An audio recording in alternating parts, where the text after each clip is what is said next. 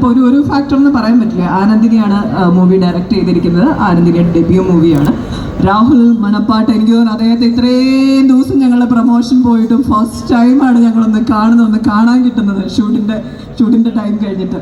ഒത്തിരി സന്തോഷം. അദ്ദേഹം എഴുതിയ ഒരു കുഞ്ഞി പയ്യനാണ്, കാണുന്ന പോലത്തെ അത്രയും കൊച്ചു പയ്യനാണ്. അദ്ദേഹം എഴുതി ഒത്തിരി അംഗീകാരങ്ങൾ നേടിയിട്ടുള്ള ഒരു ഷോർട്ട് സ്റ്റോറി ആയിരുന്നു. അതാണ് പിന്നീട് ഒരു മൂവിയായിട്ട് എന്താ പറയുക നമ്മൾ ഡെവലപ്പ് ചെയ്തെടുത്തത്. ആൻഡ് അതിലെ കഥാപാത്രങ്ങളൊക്കെ അത്ര ഇൻറ്റൻസ് ആയിട്ടുള്ള കഥാപാത്രങ്ങളാണ്. നമ്മൾ ഇദ്ദേഹം തന്നെ എഴുതിയതാണോ എന്ന് പോലും നമ്മൾ ചിന്തിച്ച് പോകുന്ന രീതിയിലുള്ള ഒരു സ്റ്റോറി ആയിരുന്നു അത്.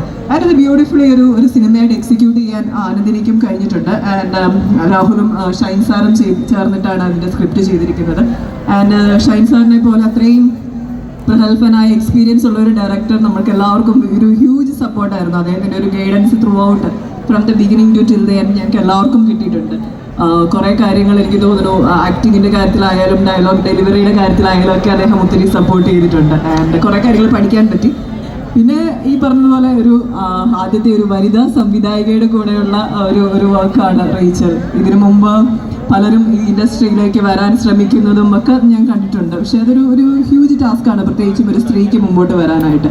ആൻഡ് അത് എന്താ പറയുക, അതിൽ ആനന്ദിനി വിജയിച്ചു എന്ന് തന്നെ പറയാം. അത് ഇത്രയും എന്താ പറയുക സ്ട്രോങ് ആയിട്ടുള്ളൊരു സിനിമ എടുത്തുകൊണ്ട് മുമ്പോട്ട് വന്നു. ആൻഡ് അത് ബ്യൂട്ടിഫുൾ ആയിട്ട് എക്സിക്യൂട്ട് ചെയ്തു എന്നൊക്കെ ഉള്ളത് നമ്മൾക്ക് ആനന്ദിനിയുടെ ഒരു ധൈര്യം തന്നെയാണ്. അതിനെ കൺഗ്രാജുലേറ്റ് ചെയ്യേണ്ട ഒരു കാര്യം തന്നെയാണ്.